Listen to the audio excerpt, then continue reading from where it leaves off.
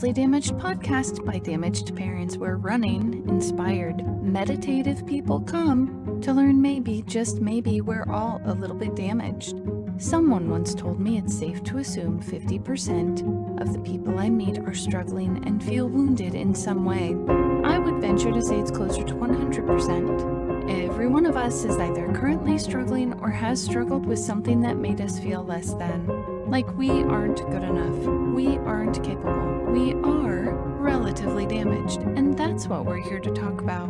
In my ongoing investigation of the damaged self, I want to better understand how others view their own challenges. Maybe it's not so much about the damage. Maybe it's about our perception and how we deal with it. There is a deep commitment to becoming who we are meant to be. How do you do that? How do you find balance after a damaging experience? My hero is the damaged person, the one who faces seemingly insurmountable odds to come out on the other side whole. Those who stare directly into the face of adversity with unyielding persistence to discover their purpose. These are the people who inspire me to be more fully me, not in spite of my trials, but because of them. Let's hear from another hero. Today's topic includes sensitive material which may not be appropriate for children. This podcast is provided for informational purposes only and is not intended as advice. The opinions expressed here were strictly those of the person who gave them. Today we're going to talk with Jan-Caspar Look. He has many roles in his life: brother, son, world-traveling athlete, and more. We'll talk about how we actually met when he was running from Vancouver to Colombia, the struggle of doing just that, and how he had ulcerative colitis and how he's finding health and healing. Let's talk. Welcome back to Relatively Damaged. This is Angela, and today we have Jan-Caspar Look with us. Originally from Germany, he is an architect and designer by profession, an athlete, explorer, and writer by heart. All of his activities come down to one common theme: boundless curiosity for life and all it has to offer. He is probably most known for his recent running exploits, such as having run from Vancouver to Colombia, which is about 11,000 kilometers and 5,250 kilometers across Europe. He has published a book titled Across Europe, which is going to be released soon in Germany. After 3 years of pushing his physical limits, he is now back in the field of architecture, leading the design of mainly residential projects. Jan-Caspar, thank you so much for coming to the show. I'm so glad to have you here. Yeah, and the pleasure is with me, and thanks for the introduction. It's everything correct you said, and we are. Yeah, we're here. Now, what the listeners don't know yet, that we met, when you were running from Vancouver to Colombia.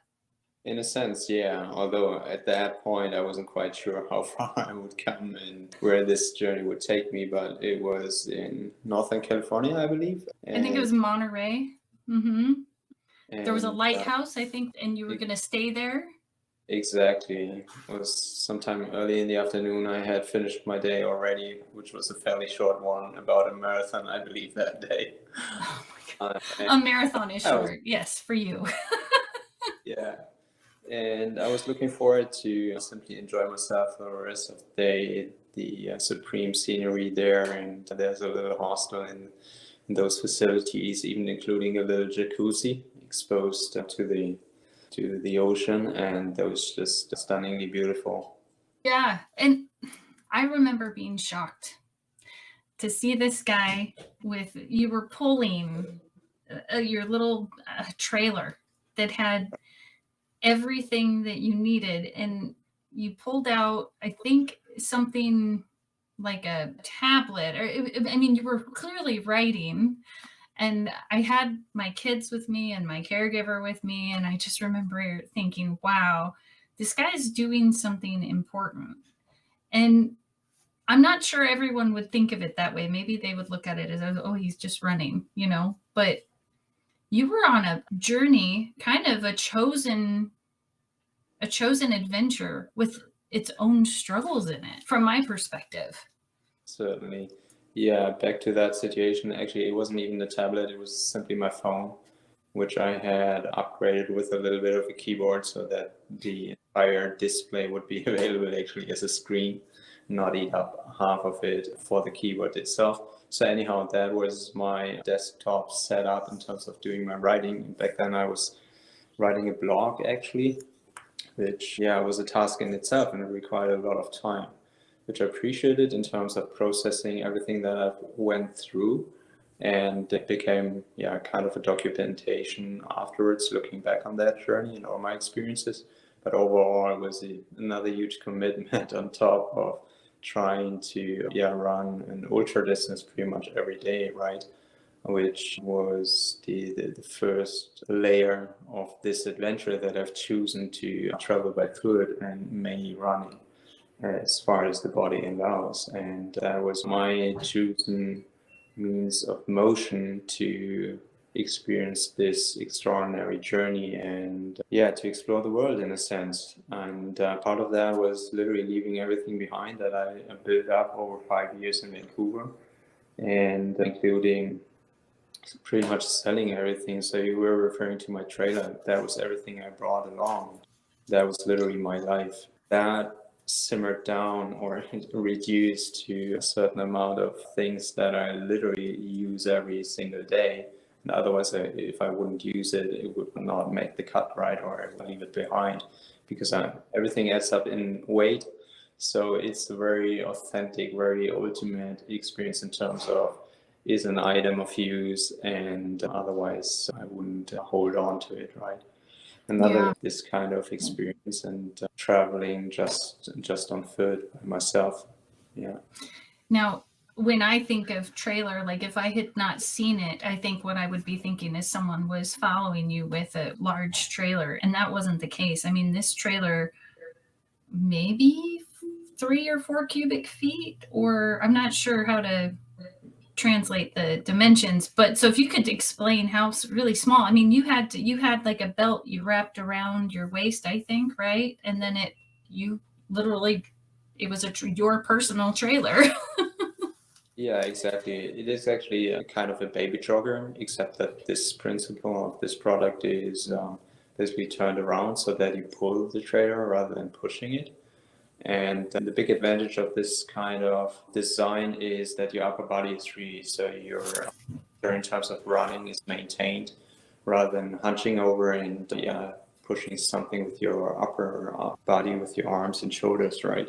So big advantage. And overall, I'm running with a highly customized version. So every baby, everything, all the details that are related to the baby application, I basically got rid of. I'm just using the bare bones of this vehicle, and added an oddly waterproof bag, which might be something like 50 liters.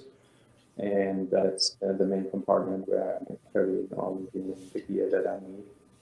Yeah, it was not a lot, I would say. Like Even in my world. Oh, so go ahead. I was going to say, well, hold on. Let me say this. In my world, I have to look around. As I just look around in my world, I think I really am in abundance. And even then, with what you had, did you feel like you had abundance in those moments? Like you were just, it seemed like almost bare minimums that most people would be like, I couldn't live on that. And here you were living. It's interesting because it's sort of, it's an entirely shifted, 180 degrees shifted perspective, because abundance is more like being available for what is in that moment. And if you see it that way, actually everything that you carry that is unnecessary makes you unavailable, or it appears like a distraction because you're carrying something of weight that is not of any use. And that's something we don't get to experience in our everyday life because things are stored away. We have facilities and or our living arrangements are set up in a way that we store a ton of stuff, right? But we are not using it. We don't even see it. And this is entirely different because I find my stuff every single hour, almost, or at least every single day in a different place.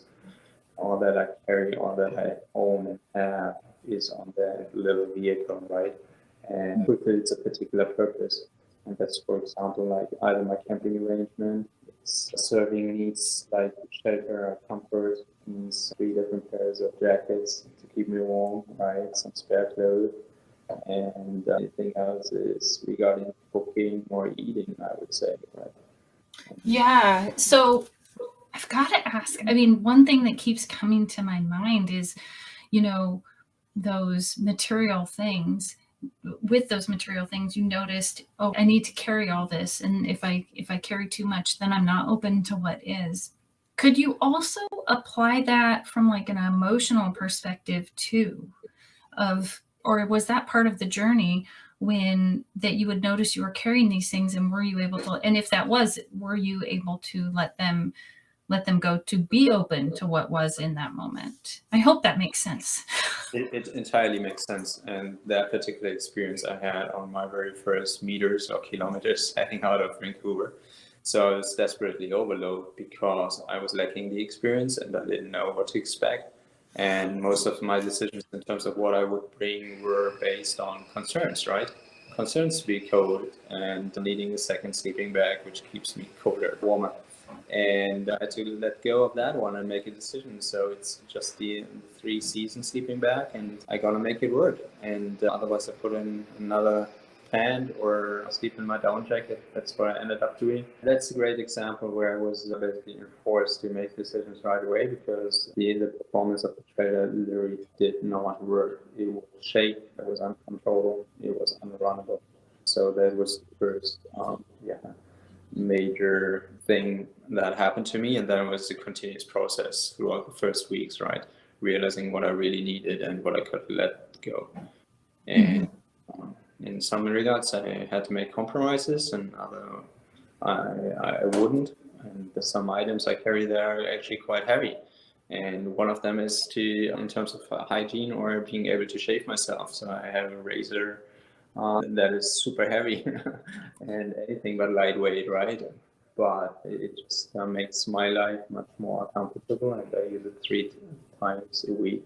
So I'd rather have a sturdy tool, which is a little heavier and it works, than compromising on that. And just as another example.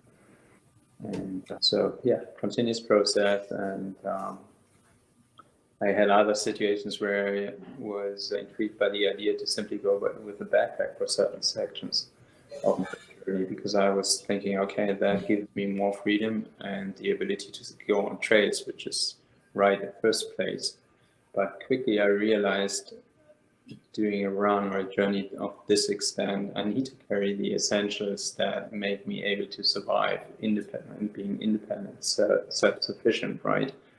So in reverse, or as a conclusion, I realize I feel actually much more agile and comfortable pulling this trailer with just 25 kilograms fully loaded, including water and food supplies for a couple of days. Let's say, feeling much more comfortable pulling that and knowing I have everything I need in any given situation, rather than reducing myself to a little backpack and almost every 2 hours having to look out for supplies. And yeah, it makes an entirely different setup. So that just works with a support team, and like many other students, they go across America, for example, right? They typically end up with a team, a band that follows them, and then they don't have to think about logistics and all of these things. But in my case, that was a huge part of my motivation to literally expose myself to the world with the means that are given to me, without a support team, without a social sort of bubble that I carry with me. No, I wanted to have those authentic experiences as I go, and that's the reason why I met you, for example, and I had a conversation with you. Imagine I would have had a team, I would have sat with them and had a conversation, right? And we probably wouldn't have been as open to talk to locals, which might happen as well, but it's an entirely different dynamic. So, and that's basically the dynamic of being a solo traveler. You need to be as adventurous as I do it, right? Even in other travels where I was just by myself, I early got to experience and appreciate being by myself, because it makes you more agile in terms of making connections to local people or other travelers along the way. And almost like you're saying, your connection to what is, that being in those moments of, you know, you said you had everything you need, but then there were things I'm sure along the way that didn't fit in your trailer. Would those needs somehow magically, I'm going to say magically, I don't think that's the right word, but something would happen and then the need was met? Those moments occur as well. Yeah, for example, if I went through really extreme landscapes or weather-wise extremes, then for one reason or another, humans tend to stick together. For example, going through Baja California and seeing a guy running through the desert, people are freaking out and thinking, what is this guy doing? What is he getting himself into, right? So cars stop, make sure that I got enough water, and all of a sudden I have like a bag of grapes, for example, in the middle of the desert. So those moments happen, but you can't expect them to happen. So yeah, by experience, and the longer you do it, you develop this trust that these things happen. But like I said, they happen randomly, right? So even if you are going through a rough patch, usually that's when you realize, okay, no, I want these moments to occur, but you got to stay patient, and it's not on you to decide what is going to happen. Well, and I'm thinking too, the gratitude increased as well. Like when it did happen, that the gratitude was magnified more than it would have been had it consistently showed up. Oh yeah, for sure. And yeah, I agree. Yeah. Now, you also have ulcerative colitis. So you went on this journey knowing you had a struggle already. How did you even come to the conclusion, okay, I'm going to take this adventure. I'm going to do this. And then how did you, knowing that you had that struggle?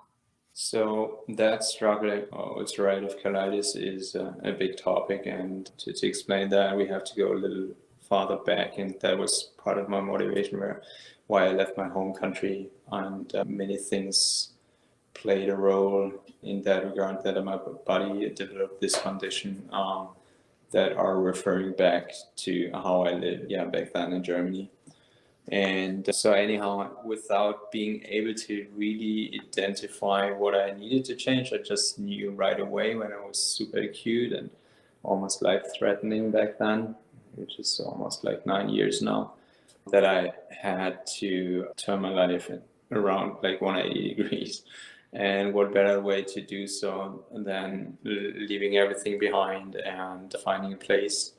And that was sort of my image. I needed to find a place that makes it easier for me to make the right life decisions.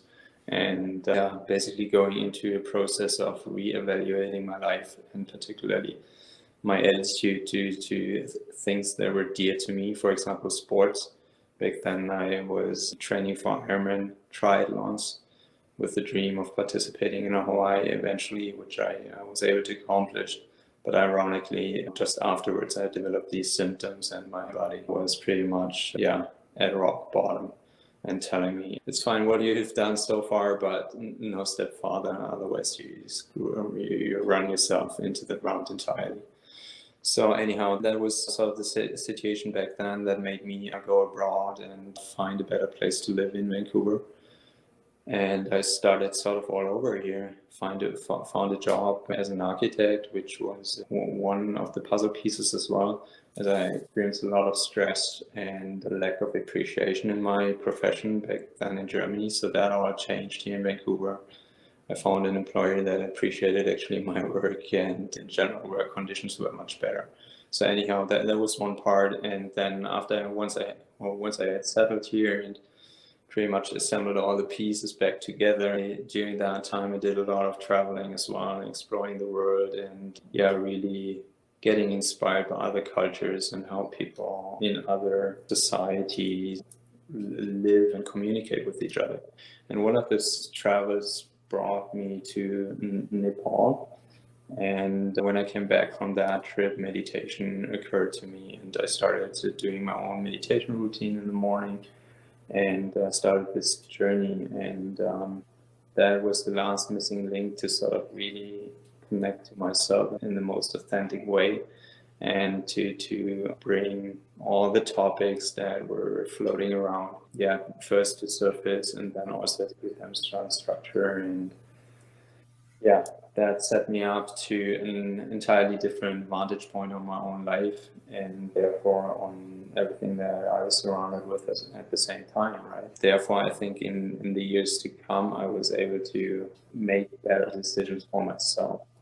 And so back to my attitude to sports, I stopped doing competitions because I knew that not leading anywhere, and at the same time I had experienced anything in that kind of work that I wanted anyways.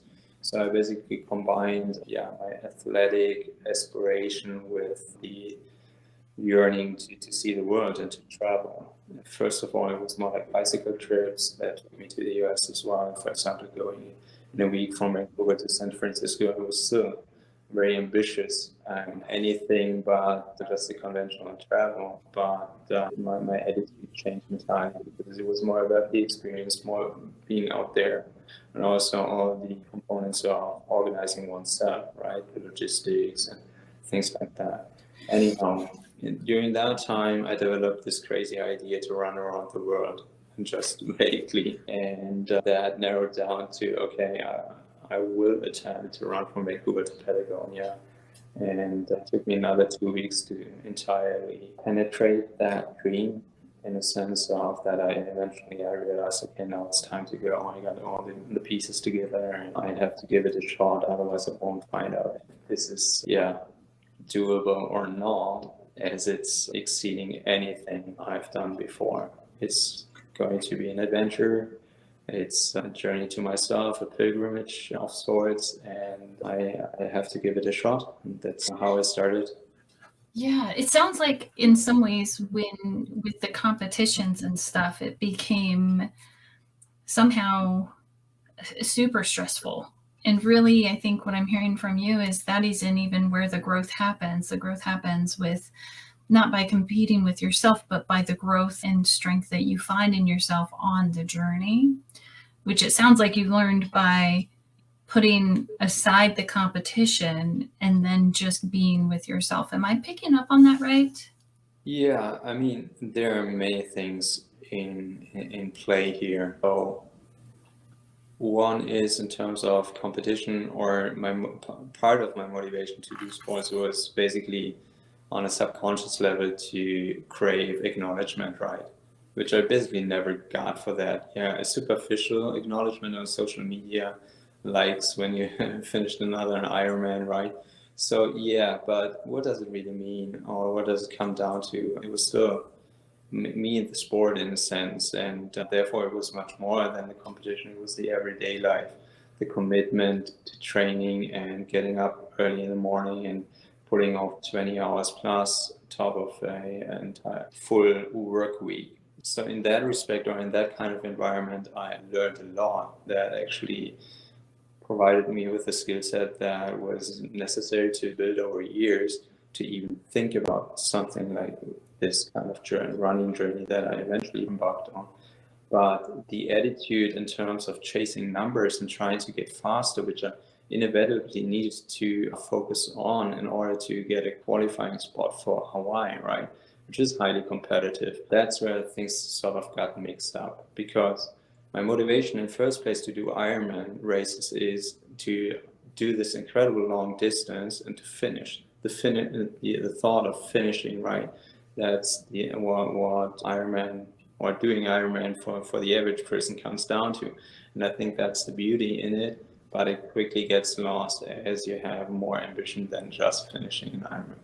So long story, this kind of journey allowed me to really look deep into myself and revise this kind of attitude in terms of trying to prove myself and to be number drawn in a sense of going fast, because it's leading me nowhere except a place of injury, which I experienced several times. So it was a very daunting and very painful experience, but I had to go through that to meet myself and to eventually overcome that stubbornness of having the tendency to go with your head through the wall, right? And if you realize that out there, just being by yourself, nobody to discuss these things with, then you realize it's literally just up on you to change that, right? Because nobody's telling you. And I think that's the reason why I picked such an incredible, huge goal, which is so far away that I had plenty of time to do those mistakes and know, yeah, I have to make the right decision here and now in order to at one point reach my overarching goal, right? Literally about the process. Yeah. Yeah, and it was like the path to peace, but I love you said something to the effect of I had to go through that to find myself. You know, it's like you had to experience the struggle of what happened in the with the Ironman stuff in order to come on this other journey that where you could find that peace. Because if you never got there, I mean, you wouldn't have had to go on another journey, right?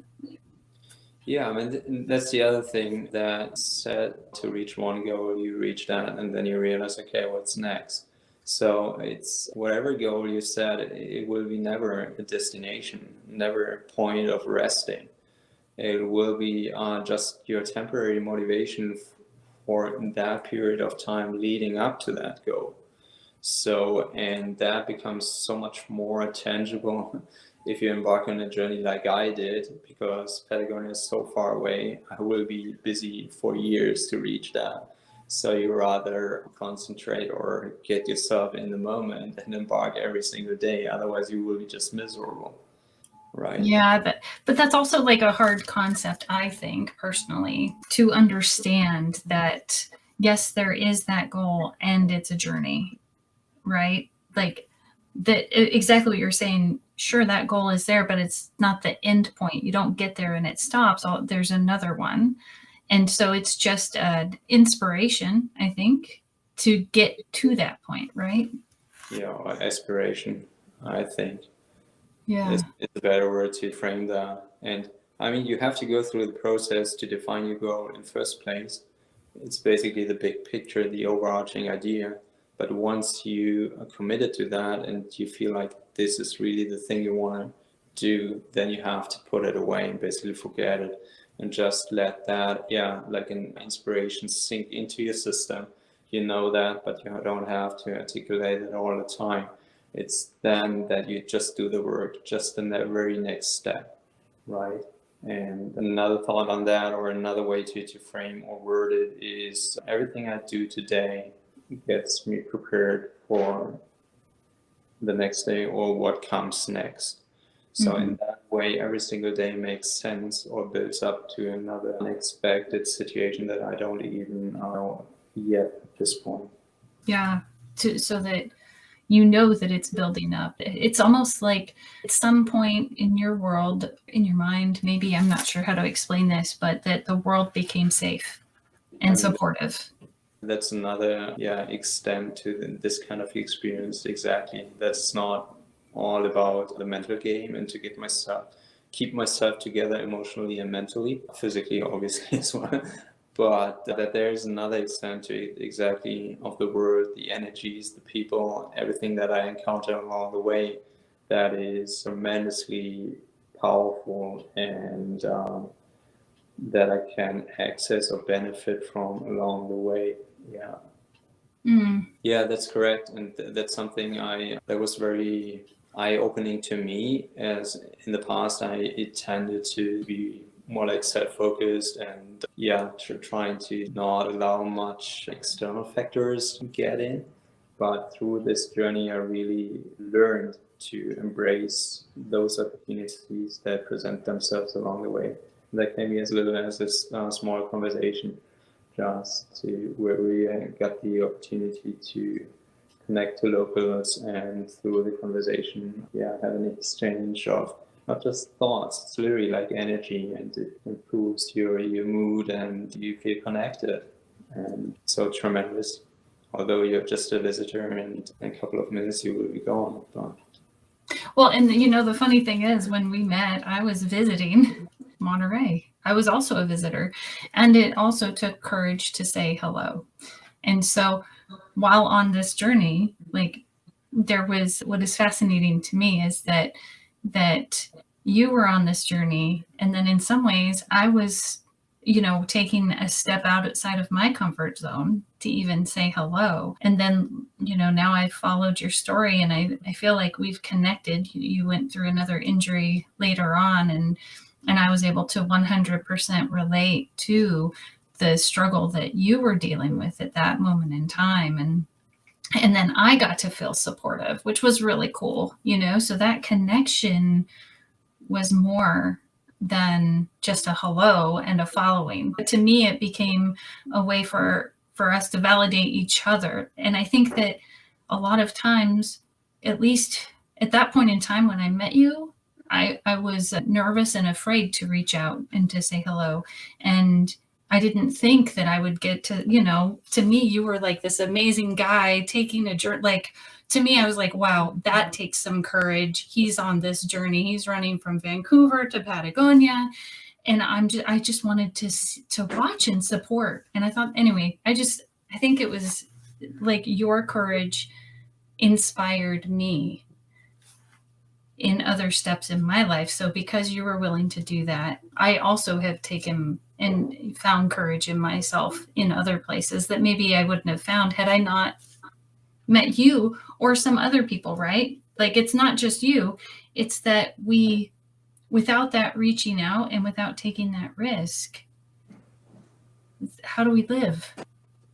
Yeah, it requires courage, but in my personal experience, it gradually becomes more natural, and those blinds disappear eventually, and there are less. One restricts oneself much less in terms of simply having a conversation and reaching out to a person, rather than going through the sort of mind conversation with yourself. Is it worth it, or what do I have to expect, right? In our Western thinking, we are so caught up in thought process beforehand, rather than just trusting ourselves and having a natural access in terms of speaking to other people. And in that regard, other countries, so-called underdeveloped countries, don't have these filters. People are available right away. They appreciate you visiting their country, and they're just so much more authentic in that regard. And that makes for a real human connection, right? And unfortunately, we have lost that to some degree, and that's where we have to remind ourselves constantly, what is this about? Why don't I just speak up, right? So what's the point? And every single situation that we do so, that we find the strength, the energy, the encouragement to talk to someone like you did, you get rewarded, right?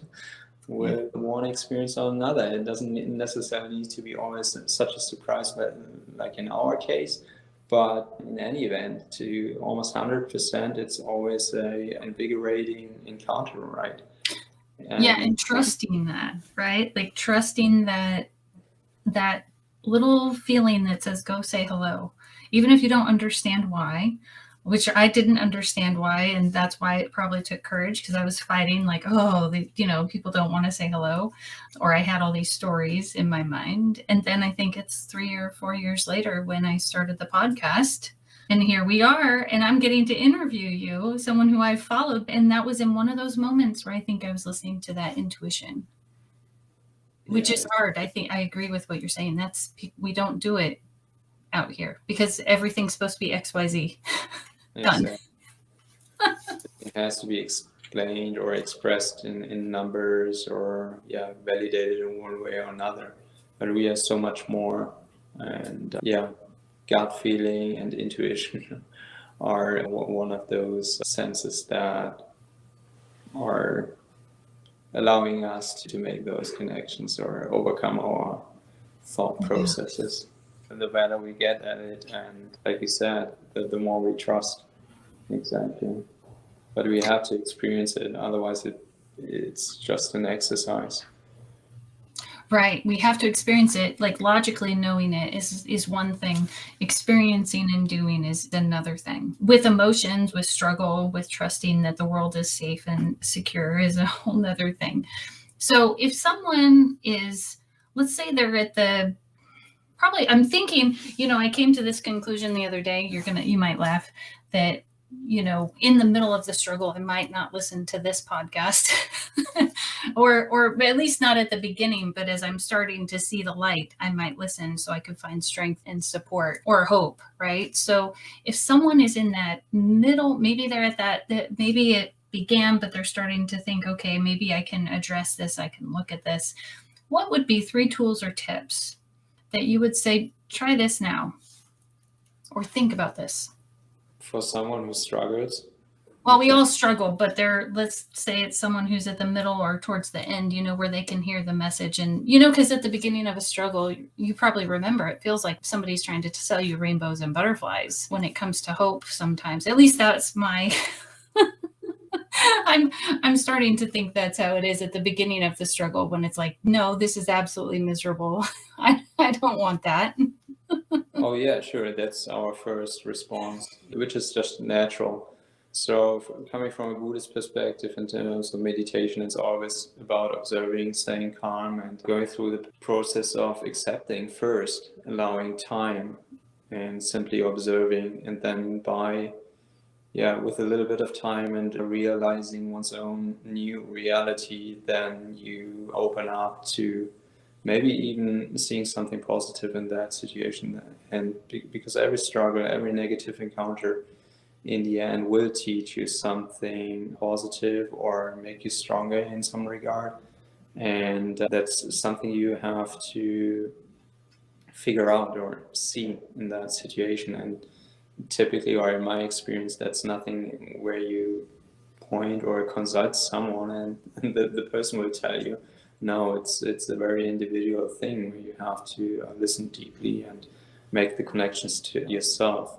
But that's a painful process, and that requires a lot of courage to face that situation, and our mentality in general, and how we set up our society also, particularly in terms of ailments or illnesses, is that we fight symptoms, right, to get to a place of comfort right away, which is not always a bad thing. Don't get me wrong. And depending on what we suffer from, it's good to have conventional medicine. But after all, there's more to it. And the question is, how do you set yourself up for a long-term curing, right? To really heal from whatever it is. And that typically is not about just treating symptoms. It's going down to the root cause, right? And in my particular case with the ulcerative colitis, it was redefining my attitude to sports, finding a way to live more respectfully with myself, to reduce stress. And that was a year-long process where I gradually improved my conditions, right? And I won't even go into the details that entailed in terms of digestive issues and all kinds of real side effects. Quite quickly, I acknowledged there is meaning in this, and there's something I will take out of this, and even my life. I trust that my life will even improve, although I can't see it at this point, and I feel like I'm making a lot of sacrifices and I'm suffering from it, like on the first glimpse. But I trust this process of refinement that brings or will lead me to a better place to live in the long run. And that's what I did. Although I'm still struggling from it, I will be never safe, right? It's a chronic illness, and unfortunately, since I suffered from COVID 4 weeks ago, it set off my immune system. Therefore, the ulceritis flared up, and I actually thought I had overcome it because I'm so stable in between that I almost literally don't have any symptoms at all. But I will never be safe, and still sort of fragile in that regard. But that's not the story I'm telling me in the world. So you barely hear me talking about ulcerative colitis unless someone is particularly interested in, because I'm not defining myself like that. Because then I would have never set out to do such a crazy journey, right? And all the other so-called accomplishment that I might have achieved throughout the past years, right? So it's just my personal quiet reminder to still make the right decisions and to do everything in alignment with my body and mind's needs, I would say. So. And it really sounds like there came a point where you almost had to make a decision. Am I going to identify with the ulcerative colitis, or am I going to identify with life? And yeah. And that, I think, is probably a decision a lot of us have to come to. What do we want? So I just want to thank you so much, Jan-Caspar Look, for coming on the show. He's on Instagram at JCLLOO21. And it's just been such an honor. Thank you so much for coming on the show. Mutually. Thank you very much, Angela. I appreciate your time, and finally we made it happen. I think I rescheduled a couple of different times, but yeah, here we are. It was a great pleasure talking to you, and yeah. Thank you. All the best to you as well. Thank you. Thank you for listening to this week's episode of Relatively Damaged by Damaged Parents. We really enjoyed talking to Jan-Caspar about how he decided to run. We especially liked when he spoke about making good choices for his soul and recognizing the abundance in every moment. To unite with other damaged people, connect with us on Instagram. Look for Damaged Parents. We'll be here next week, still relatively damaged. See you then.